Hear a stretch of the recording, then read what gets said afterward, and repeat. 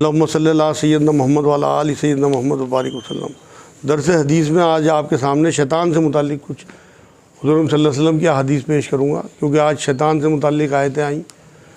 یہ تھوڑا سا بتا دوں میں کہ قرآن سے کچھ چیزیں میں نے ایسی چھانٹی ہیں جو صفات اللہ نے شیطان کی بیان کی ہیں، وہ 2-3 منٹ میں آپ کو میں اس طرح سے سنا دوں گا کہ آپ کے ذہن نشین ہو جائے، اور اگر نہیں بھی یاد ہوتی تو آپ نیٹ پہ پروگرام چڑھتے ہیں، وہاں پہ آپ دیکھ سکتے ہیں۔ روحانی مرکز کا یوٹیوب پہ چینل ہے۔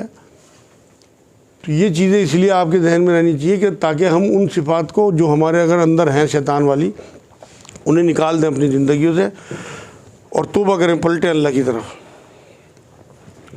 شیاطین،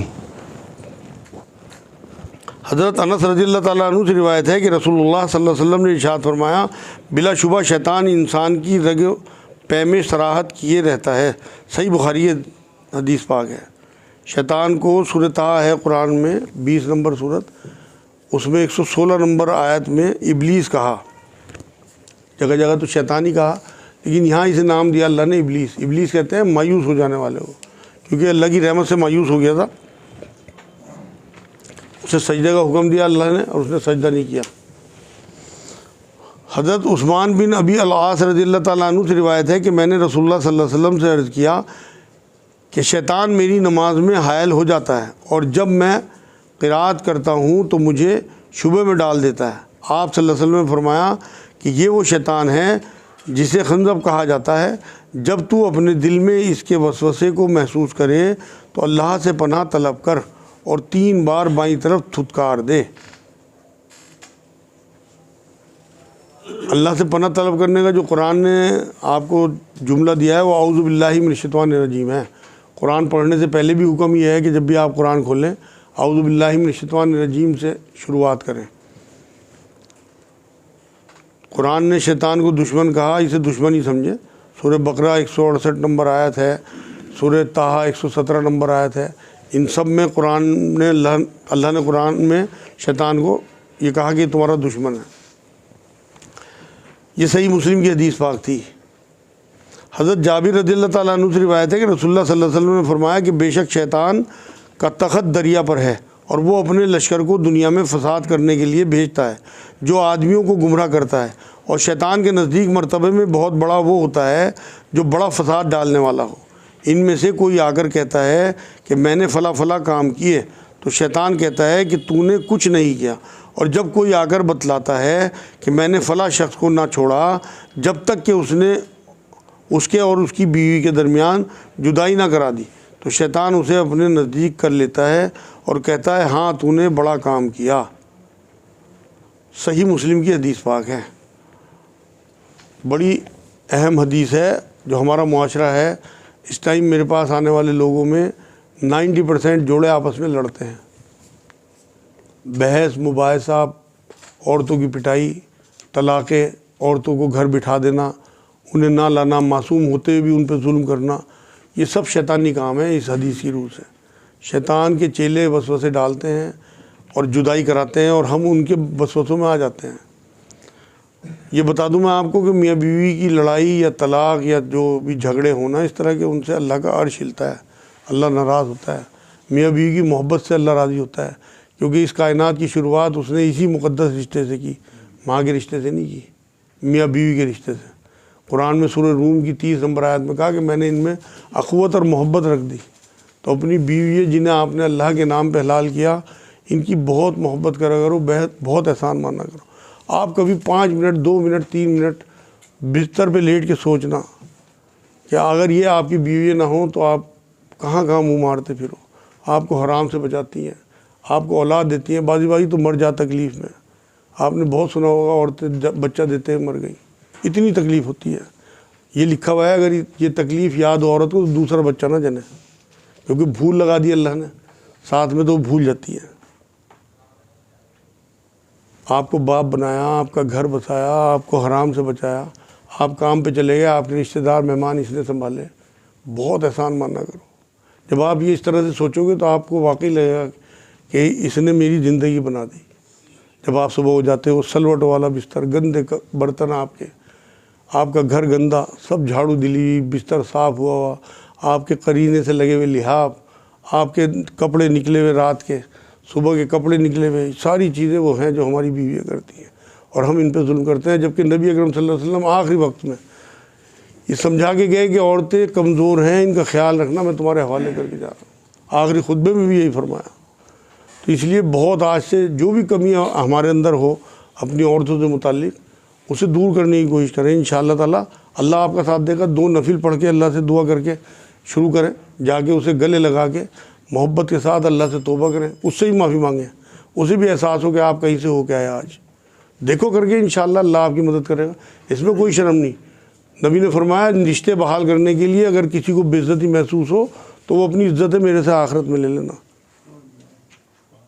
تو جب نبی اپنے حساب سے آپ کو عزتیں دیں گے، آپ تصور نہیں کر سکتے پتہ نہیں کیا دے دیں گے۔ حضرت ابو ہریرہ رضی اللہ تعالیٰ عنہ سے روایت ہے کہ رسول اللہ صلی اللہ علیہ وسلم نے فرمایا شیطان تم میں سے کسی کے پاس آتا ہے اور اس سے کہتا ہے، اس کے دل میں ڈالتا ہے کہ یہ کس نے پیدا کیا اور وہ کس نے پیدا کیا، آخر میں یہ کہتا ہے کہ اچھا اللہ کو کس نے پیدا کیا، معاذ اللہ۔ تو جب کسی شخص کو ایسا وسوسہ ڈالے تو وہ اعوذ باللہ پڑھے اور شیطانی خیال چھوڑ دے۔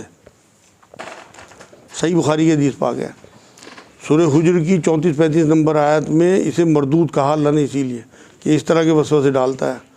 اور یہ بھی فرمایا نبی نے تو ایک بار کہ تھوتڑی جماتا ہے تمہارے دلوں پہ، جیسے سور کی تھوتڑی ہوتی ہے، اور اس کے ذریعے وسوسے ڈالتا ہے۔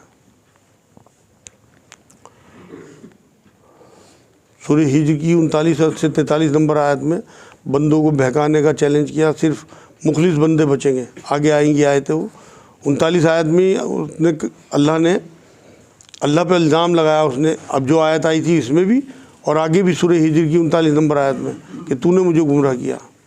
اب جو بھی اپنی گمراہی کا الزام اللہ پہ لگائے گا وہ شیطان کے چیلوں میں ہوگا، یہ ذہن میں رکھنا زندگی بھر کے لیے، یہ اس کا مشن ہے کہ وہ گمراہ کرتا ہے انسانوں کو۔ حضرت حذیفہ رضی اللہ تعالیٰ عنہ سے روایت ہے کہ رسول اللہ صلی اللہ علیہ وسلم نے فرمایا کہ جس کھانے پر اللہ تعالیٰ کا نام نہ لیا جائے اس میں شیطان کی شرکت کا امکان اور جواز پیدا ہو جاتا ہے۔ صحیح مسلم کی حدیث پاک ہے۔ اب یہ جو بزرگوں کے نام پہ دیگیں اترتی ہیں کہ یہ صابر پیا کی ہے اور یہ نظام الدین اولیاء رحمۃ اللہ علیہ کی ہے، ان کے نام پہ اللہ کے نام پہ دیگ اتاریں، ان کے مزاروں پہ بانٹیں، کوئی حرج نہیں ہے، غریبوں کو کھلائیں، نام اللہ کا بسم اللہ پڑھ کے پکوائیں اور ان کی ایصال ثواب کے لیے بانٹیں بھی، دعا بھی کریں اللہ سے۔ یہ صحیح بخاری کی حدیث پاک ہے۔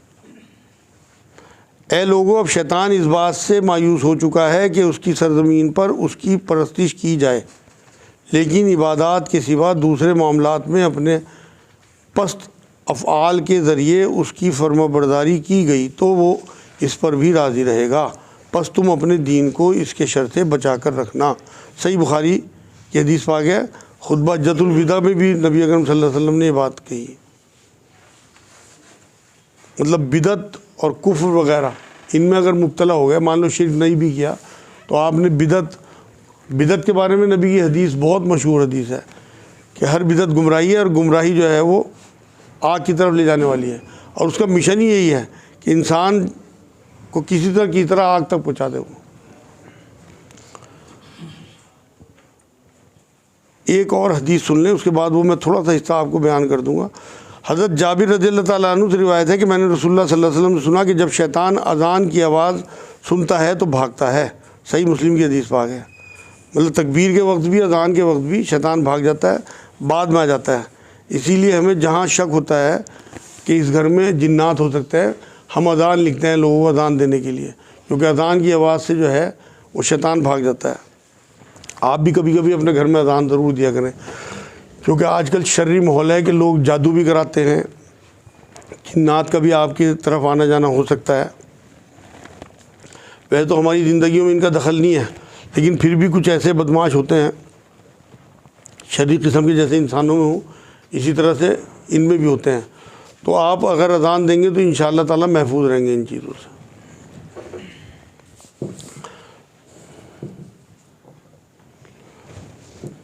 یہ تو میں نے شاید آپ کو بتایا تھا پچھلی بار کہ شیطان جو ہے وہ جنوں میں سے ہے۔ اللہ رب العزت نے سورہ کہف میں 50 نمبر آیت میں بات کہی، اور اسے دھوئیں کی آگ سے بنایا گیا. یہ سورہ ہجر کی 27 نمبر آیت میں کہا کہ دھوئیں کی آگ کی لو سے اسے بنایا. شیطان جو ہے اس نے غرور کیا، یہ اللہ کا حکم نہیں مانا، آدم علیہ السلام کو سجدے سے غرور میں انکار کر دیا، ملعون قرار دیا گیا اور جنت سے نکال دیا گیا. اس نے بنی نوح انسانی کو گمراہ کرنے کا چیلنج اللہ کو دے کر اس سے مہلت بھی مانگ لی. انسان کا ہمیشہ کا دشمن ہے. اس لیے قرآن میں جگہ جگہ اللہ نے انسان کو آگاہ کیا. قرآن میں 7 جگہ قصہ بیان کرا اور بتایا کہ اس نے ہمارے ماں باپ آدم علیہ السلام ماں حوا کو کیسے برگلا کر دشمنی نکالی اور جنت سے نکلوا دیا. اب بھی اس کا مشن پورا کرنے کو اس کا پورا لشکر جو وسوسے ڈال کر بھٹکاتا رہتا ہے، دھوکے دیتا ہے، چاہے اس میں عالم ہی کیوں نہ ہو. مفلسی یعنی غریبی سے ڈراتا ہے، بے حیائی کی ترغیب دلاتا ہے.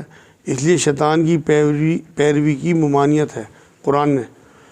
اس کا بس اللہ کے بندوں پہ بس نہیں چلتا، کیونکہ اللہ کے جو بندے ہیں وہ اللہ کے غرور ہیں ایک حساب سے. جب اس نے کہا کہ میں گمراہ کروں گا تو اللہ نے یہی کہا، اسے چیلنج دیا کہ تو میرے مخلص بندوں کا کچھ نہیں بگاڑ سکتا. اس میں اور اس کے دوستوں سے دوستی نہ کرنے کا حکم ہے. انسان اور جن دونوں میں سے یہ لوگ ہو سکتے ہیں، مطلب اس کے گروہ انسانوں میں بھی ہیں. من الجنت والناس جو آخری آیتوں میں آپ پڑھتے ہو کہ انسان اور جنوں دونوں میں سے ہو سکتے ہیں. فضول خرچی، اندھی تقلید، بے حیائی، جنسی بے رحم روی، حسد، غیبت، دکھاوا، منافقت، سود خوری اور حب زر، یہ جو ہے اس کے شوق ہیں. خود پسندی اس کا شوق ہے. مان لو دوسروں کو حقیر سمجھنا، اپنے آپ کو کچھ سمجھنا کہ میں کچھ ہوں، یہ ساری چیزیں جو ہیں شیطان کے شوق میں آتی ہیں. تو اگر یہ ہم میں ہیں چیزیں تو انہیں دور کرنے کی کوشش کریں. اعوذ باللہ من الشیطان الرجیم ایک تسبیح باندھ لیں زندگی میں، انشاءاللہ آپ اللہ کی پناہ میں آ جائیں گے. یہ آج الحمدللہ درس حدیث کا معاملہ پورا.